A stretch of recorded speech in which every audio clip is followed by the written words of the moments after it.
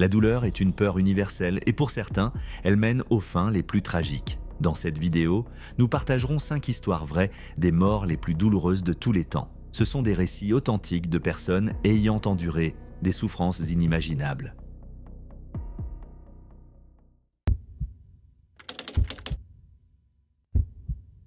C'était un calme jour de juin 2016 lorsque Colin Nathaniel Scott, un jeune diplômé de 23 ans de l'Université de Pacifique, décida d'explorer le parc national de Yellowstone avec sa sœur Sable. Les deux jeunes, impatients de découvrir les célèbres geysers et sources chaudes du parc, étaient loin de se douter de ce qui allait arriver. Yellowstone est un lieu magnifique, mais il cache des dangers sérieux. Le bassin Norris Geyser, où Colin et Sable se sont rendus, est l'une des zones les plus dangereuses du parc. Les sources chaudes dans cette région peuvent atteindre des températures allant jusqu'à 200 degrés Celsius juste sous la surface. Le sol qui les entoure est mince et fragile, rendant la zone encore plus risquée. Malgré les panneaux d'avertissement, ils cherchaient un endroit pour pratiquer le hot pot, une activité périlleuse qui consiste à se baigner dans les sources chaudes. Ces eaux ne sont pas seulement brûlantes, elles contiennent aussi des produits chimiques toxiques, les rendant mortels en cas de négligence.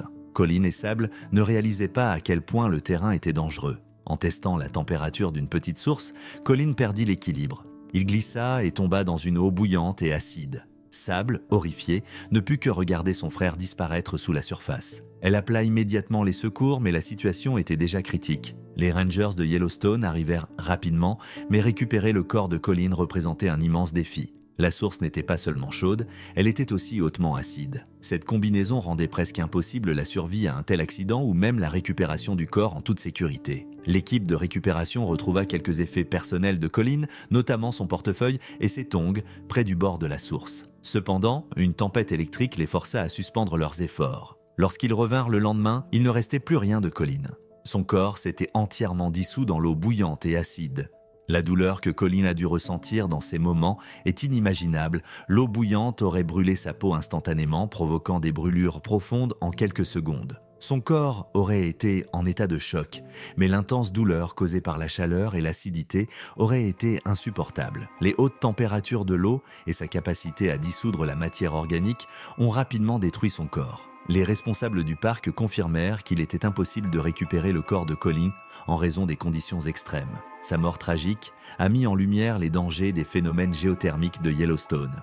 La mort de Colin est un douloureux rappel des risques présents dans le parc. Malgré les avertissements clairs, de nombreux visiteurs ignorent encore les mesures de sécurité et s'aventurent trop près des sources dangereuses. La croûte fragile autour de ces zones peut s'effondrer sous le poids d'une personne, transformant une imprudence en une tragédie mortelle. Dan Wenck, le surintendant de Yellowstone, a souligné l'importance de respecter les règles du parc pour prévenir de telles tragédies. Il a rappelé que les caractéristiques thermiques sont imprévisibles et que s'en approcher trop près peut avoir des conséquences dévastatrices. Depuis la création du parc, au moins 22 décès liés à ces phénomènes ont été enregistrés. Cependant, la mort de Colin reste l'une des plus douloureuses et troublantes. Malheureusement, la mort de Colin n'est pas un incident isolé. Les Rangers ont souvent dû faire face à des touristes ignorant les consignes de sécurité, que ce soit pour s'approcher de la faune ou explorer des zones interdites. Le sol fragile autour des sources chaudes est une menace cachée qui peut entraîner une catastrophe au moindre faux pas. Ce que l'on sait, c'est que Colin était un jeune homme brillant et prometteur. Il avait récemment obtenu son diplôme summa cum laude en psychologie et se préparait à entamer un programme doctoral à l'automne. Colin avait également travaillé à la Jackson Bottom Wetlands Preserve où il était apprécié pour son dévouement à l'environnement. Pour Sable, la douleur d'avoir assisté à la mort tragique de son frère restera gravée à jamais. Malgré ses appels désespérés à l'aide, rien n'a pu être fait pour sauver Colin. La décision d'abandonner les efforts de récupération a confirmé une réalité brutale. Il ne restait rien de Colin à ramener à sa famille. L'histoire de Colin est une leçon tragique sur la rapidité avec laquelle l'aventure peut se transformer en perte, surtout lorsque les dangers de la nature sont sous-estimés. Le 23 novembre 2018, dans le comté de Polk, en Floride, Loretta Pickard, âgée de 76 ans, a connu une mort atroce. Loretta, qui vivait seule dans une cabane en rondin isolée et se déplaçait avec un déambulateur, s'est retrouvée piégée dans sa maison lorsque celle-ci a pris feu. Elle appela immédiatement les secours, le 911, mais les événements tragiques qui ont suivi révèlent à la fois la souffrance physique et la détresse émotionnelle qu'elle a endurée alors que l'aide n'arrivait pas. L'appel de Loretta au 911 débuta calmement. Elle expliqua à l'opérateur que sa maison était en feu. Celui-ci posa des questions pour obtenir des informations, mais au fil des minutes, il devint évident que Loretta était coincée. Son déambulateur limitait gravement sa mobilité. Loretta resta en ligne pendant 21 minutes alors que sa maison était dévorée par les flammes. Au début, Loretta gardait une voix posée, mais peu à peu, on sentit sa lutte. Elle demanda si sa porte était déverrouillée avant que son ton ne devienne désespéré. « Ils savent que je suis ici, n'est-ce pas ?» interrogea-t-elle, espérant que quelqu'un viendrait la sauver. Si elle ne voyait plus les flammes, la fumée devenait de plus en plus asphyxiante. Chaque respiration remplissait ses poumons de fumée toxique, et la douleur causée par la fumée était insupportable. Dehors, les pompiers tentaient de maîtriser l'incendie, mais la cabane était éloignée de toute source d'eau et leurs ressources étaient limitées. Ils ne purent entrer dans la maison à cause de l'intensité des flammes et attendaient davantage d'eau. L'opérateur, quant à lui, entendait la respiration difficile de Loretta et continuait à la rassurer, lui affirmant que l'aide arrivait bien que rien ne se passât. À 19h06, l'opérateur confirma que Loretta était piégée. Mais ce n'est qu'à 19h10 que les pompiers furent informés de ses difficultés à respirer. Pourtant, personne n'entra dans la maison. Pendant près de 20 minutes, Loretta resta seule, suffoquant sous la chaleur et la fumée. À 19h26, elle vit les flammes s'approcher d'elle. En état de panique, elle cria à l'aide, mais il était déjà trop tard. Son corps était probablement brûlé par le feu et ses poumons étaient remplis de fumée. L'opérateur continua à lui parler, disant « Je suis toujours avec vous ». Mais Loretta ne répondait plus. À 19h28, sa voix s'éteignit. Son corps succomba à la chaleur et à la fumée. L'incendie continua de ravager la maison, mais à 22h26, les pompiers parvinrent enfin à maîtriser le feu et retrouvèrent le corps de Loretta, carbonisé au point d'être méconnaissable. Piégée dans sa maison sans moyen de s'échapper, consciente que des secours étaient lieu proche, mais qu'ils n'entraient pas pour la sauver, elle dut endurer chaque respiration douloureuse, emplie de fumée et de chaleur insoutenable. Son corps fut probablement brûlé par les flammes, et la terreur de savoir qu'elle mourrait sans aide à l'horizon a ajouté à sa souffrance. Pour la famille de Loretta, l'après-coup fut encore plus douloureux. Ils apprirent que les pompiers étaient sur place depuis plus de 14 minutes avant que Loretta ne décède, mais qu'ils n'avaient pas tenté de la secourir. Pire encore, le capitaine des pompiers, James Williams, fut découvert avoir publié une photo de l'incendie sur Snapchat alors que Loretta était encore à l'intérieur. Ce comportement irresponsable causa une immense douleur à la famille. Williams fut suspendu par la suite, mais le mal était fait. Une enquête sur l'incendie révéla plusieurs défaillances. La communication entre l'opérateur du 911 et les pompiers était médiocre et le service d'incendie rencontrait des difficultés dues à l'emplacement isolé de la cabane. Il y avait aussi un manque de personnel et d'expérience. L'absence d'action rapide conduisit à la mort de Loretta. La famille de Loretta intenta un procès, affirmant que l'opérateur du 911 n'avait pas donné des instructions adéquates et que la réponse des pompiers était insuffisante. La mort de Loretta Pickard n'était pas seulement une tragédie, c'était un échec. Son histoire est une leçon douloureuse sur l'importance d'une action rapide et décisive en situation d'urgence.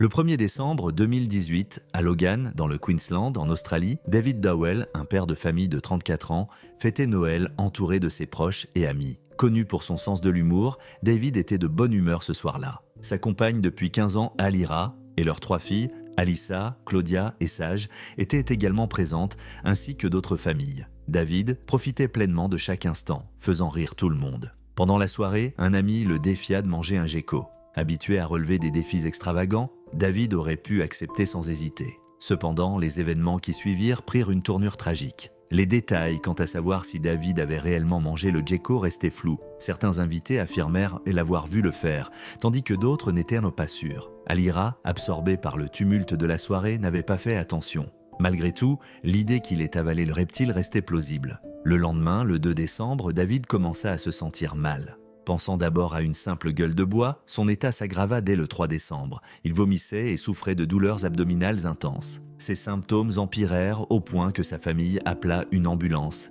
craignant que ce ne soit pas une maladie bénigne. Les ambulanciers suspectèrent une gastro-entérite ou une gueule de bois sévère. David fut transporté à l'hôpital Mater de Brisbane où la situation s'aggrava brutalement. Le 4 décembre, on lui diagnostiqua une infection à la salmonelle. Les médecins, suspectant d'abord des causes classiques comme du poulet mal cuit, prirent en compte, sur indication d'Alira, le défi du gecko. Cela les amena à envisager que le reptile ait pu être la source de l'infection. L'état de David se détériora rapidement, son abdomen se gonfla de façon alarmante et il endura ce que sa famille décrivit comme une agonie absolue. Il vomissait un liquide verdâtre, son urine était foncée et du liquide s'accumulait dans ses poumons. Ses organes commencèrent à défaillir malgré les efforts des médecins. Ses testicules enflèrent démesurément, laissant s'échapper du liquide, un symptôme qui accentua encore son supplice. Selon sa famille, c'était comme s'il pourrissait de l'intérieur. Les médecins tentèrent de soulager sa douleur, mais celle-ci était si intense qu'il fut placé dans un coma artificiel. Sa sœur, Anna, se souvint à quel point il était déchirant de le voir ainsi souffrir. L'homme joyeux qu'était David se battait désormais pour sa vie. Le 11 décembre, soit 10 jours après la fête, David subit une opération d'urgence. Son corps, déjà épuisé, ne put supporter l'intervention. Malgré tous les efforts, David décéda pendant la procédure. La mort de David souleva de nombreuses questions. Sa famille, notamment Alira et leur fille, peinaient à comprendre ce qui s'était passé. Alira se souvenait de David comme d'un père aimant et joyeux qui adorait passer du temps avec ses enfants. C'était comme un grand enfant, dit-elle, évoquant les moments de jeu qu'il aimait partager avec elle. Désormais, elle devait vivre sans lui, face à une perte insupportable. Après le drame, les experts médicaux et la famille de David tentèrent de reconstituer les causes de sa mort. Le gecko était-il réellement responsable ? Selon Mark Turner de l'Université du Queensland, les reptiles comme les geckos peuvent être porteurs de salmonelle. Si David l'avait avalé, la bactérie aurait pu provoquer l'infection. Cependant, personne ne put confirmer avec certitude qu'il avait consommé le reptile, laissant planer un doute sur la cause exacte. La famille de David remit également en question les soins qu'il avait reçus. Anna exprima sa frustration, expliquant que la famille avait dû demander des traitements antidouleurs pour David et que son état n'avait été pris au sérieux que trop tard. C'est seulement lorsqu'il a été admis en soins intensifs qu'ils ont commencé à s'impliquer sérieusement,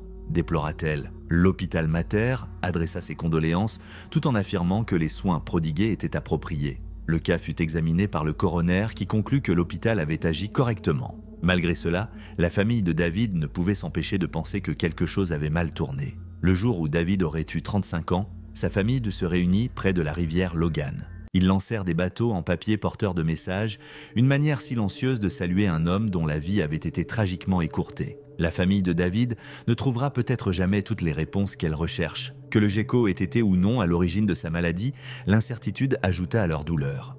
Ce qui subsistait, c'était le souvenir de David. Un père aimant, un compagnon fidèle et un ami apprécié.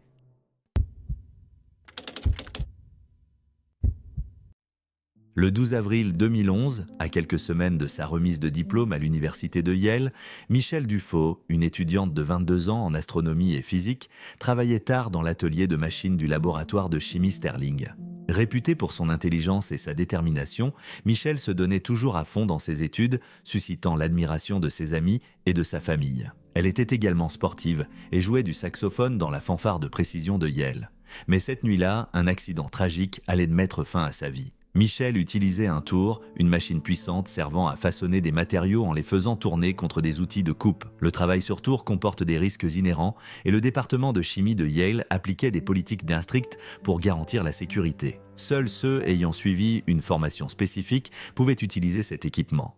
Pourtant, une seule erreur s'est révélée fatale. Il semble que les longs cheveux bruns de Michelle, qui lui descendaient bien en dessous des épaules, se soient pris dans le mécanisme rotatif du tour. La force de la machine a tiré sa tête vers le tour, l'entraînant dans les parties en rotation. Michelle n'a pas pu se libérer et le tour a enroulé ses cheveux, provoquant sa mort par asphyxie due à une compression du cou. Lorsque les secours sont arrivés vers 2h33, il était déjà trop tard. Le corps de Michelle a été découvert par d'autres étudiants et la scène était bouleversante. Ceux qui l'ont trouvé n'ont rien pu faire d'autre que constater l'ampleur de la tragédie. Cet accident a profondément secoué la communauté de Yale, où étudiants et professeurs ont eu du mal à comprendre comment un tel drame avait pu se produire dans un laboratoire réputé pour ses mesures de sécurité rigoureuses. Le président de Yale, Richard Levin, a exprimé sa tristesse. Il a promis une enquête immédiate sur les protocoles de sécurité du laboratoire. La famille de Michelle était anéantie. Son grand-père, Robert Dufaux, l'a décrite comme une sainte vivante, tandis que son oncle Frédéric la considérait comme une jeune femme merveilleuse, pleine de potentiel. Sa mort a été une perte non seulement pour sa famille, mais aussi pour le monde scientifique, alors qu'elle était à l'aube d'une carrière prometteuse. Les anciens professeurs de Michelle se sont également souvenus d'elle comme d'une élève brillante. Malgré ses succès académiques, Michel restait humble et ne cherchait jamais à attirer l'attention sur ses capacités. L'Occupational Safety and Health Administration, OSHA, a ouvert une enquête pour déterminer si le laboratoire respectait les normes de sécurité. Les experts ont souligné que les cheveux longs et les vêtements amples constituent des risques majeurs lorsqu'on travaille avec des équipements comme un tour. Les règlements de l'OSHA exigent que les cheveux soient attachés pour éviter les accidents. L'enquête visait à déterminer si des mesures supplémentaires, comme des dispositifs de protection ou une meilleure supervision, auraient pu prévenir cette tragédie. En réponse à l'accident, Yale a pris des mesures immédiates. Le laboratoire a été fermé, les cours annulés et une révision complète des pratiques de sécurité a été lancée. Le président Levin a assuré que la sécurité des étudiants était une priorité absolue et que des mesures seraient prises pour éviter que de tels incidents ne se reproduisent. Une veillée en hommage à Michel a été organisée, où amis, camarades et professeurs ont partagé des souvenirs de sa gentillesse, de son intelligence et de sa détermination. Les rêves de Michel, de recevoir son diplôme et de poursuivre une carrière en océanographie, ont été brutalement interrompus, laissant un vide impossible à combler. Dans les derniers moments de sa vie, Michel a probablement vécu une lutte terrifiante. La force du tour ne lui a laissé que peu de chances de s'échapper. La famille de Michel, ses amis et la communauté de Yale se souviendront toujours d'elle. Son histoire souligne les dangers du travail avec des machines et l'importance de respecter des protocoles de sécurité stricts. La mort de Michel Dufaux est une perte qui n'aurait jamais dû arriver et il est essentiel d'en tirer des leçons pour s'assurer que cela ne se reproduise plus. C'était une soirée tranquille en 2014 à Korla, dans la région du Xinjiang en Chine. Wu Wenyuan, une étudiante de 18 ans, venait de terminer sa journée d'études. Allongée sur son lit, elle rechargeait son iPhone 4S à côté d'elle. Wu vivait avec sa sœur qui travaillait ce soir-là. L'appartement était paisible, uniquement perturbé par le faible bourdonnement des appareils électroniques. Tragiquement, cette soirée ordinaire allait se terminer dans la désolation. Wu était une adolescente studieuse, venue à Korla pour poursuivre ses études tout en restant connectée avec sa famille à Urumqi. Elle passait souvent des appels avec ses proches, particulièrement avec sa sœur et ses amis, via son téléphone. Sa vie était simple, rythmée par les petites joies et les défis du quotidien étudiant. Lorsque la sœur de Wu rentra chez elle après le travail, une odeur âcre de brûlé la saisit immédiatement. Une inquiétude grandissante l'envahit alors qu'elle se précipitait dans la chambre, appelant Wu sans obtenir de réponse. En entrant, elle découvrit une scène effroyable. Wu gisait inanimé sur le lit, son corps gravement brûlé. Sa peau était noircie et calcinée, avec son téléphone brisé à côté d'elle. Submergée par le choc et la douleur, sa sœur appela les secours, mais il était trop tard. Wu était décédé. Les enquêteurs arrivèrent rapidement sur les lieux et dévoilèrent des détails glaçants sur ce qui s'était passé. L'autopsie de Wu révéla des brûlures au cou, aux mains et au pied gauche, signe caractéristique d'une électrocution. La cause de sa mort fut identifiée. Une fuite électrique provenant de son téléphone branché à un chargeur contrefait. Ce chargeur défectueux avait gravement failli, laissant passer un courant mortel à travers le corps de Wu. Pour comprendre la gravité de ce qu'a enduré Wu, il faut connaître les effets de l'électrocution. Lorsqu'un courant haute tension traverse le corps, il perturbe les fonctions vitales du cœur, des muscles et des nerfs. La douleur est extrême, avec des contractions musculaires incontrôlables et des brûlures internes et externes. Wu a probablement subi une souffrance immense alors que le courant parcourait son corps. Le chargeur contrefait était la cause principale de cette tragédie. Contrairement aux chargeurs authentiques, les contrefaçons manquent souvent de dispositifs de sécurité essentiels conçus pour éviter les surtensions ou les fuites électriques. Ces défauts peuvent entraîner des accidents mortels, comme dans le cas de Wu où le chargeur a permis à un courant fatal de la traverser. La mort de Wu a rapidement fait le tour des médias, laissant ses proches dévastés. Sa famille et ses amis ont dû affronter la perte soudaine d'une jeune femme pleine de promesses. L'histoire de Wu est devenue un exemple tragique des dangers cachés que posent les appareils électroniques contrefaits. Malheureusement, le cas de Wu n'était pas isolé. En 2015, une tragédie similaire s'est produite à Moscou, en Russie. Une jeune femme de 24 ans, Evgenia Sviridenko, a perdu la vie lorsque son téléphone, branché à un chargeur contrefait, est tombé dans le bain qu'elle utilisait. Sa colocataire a trouvé son corps sans vie dans l'eau, victime d'une électrocution. Là encore, un chargeur défectueux était en cause. Ces incidents bouleversants soulignent les risques liés à l'utilisation d'équipements électroniques de mauvaise qualité. Les chargeurs authentiques subissent des tests de sécurité rigoureux, tandis que les contrefaçons, souvent mal conçues, manquent de mécanismes pour prévenir les défauts électriques. Cette négligence peut entraîner des conséquences fatales. Dans le cas de Wu, son iPhone avait été acheté dans une boutique à Urumqi. Le magasin a contacté sa famille pour discuter de l'affaire, mais aucune résolution ne pouvait réparer une telle perte. La mort de Wu rappelle à quel point un geste apparemment anodin, comme recharger son téléphone, peut avoir des conséquences mortelles lorsque des produits contrefaits sont impliqués. Cette histoire met en lumière l'importance cruciale d'utiliser des chargeurs certifiés et d'être vigilant face aux produits électroniques contrefaits. C'est une leçon poignante sur la sécurité dans nos choix quotidiens, montrant que de telles tragédies peuvent être évitées avec les précautions adéquates.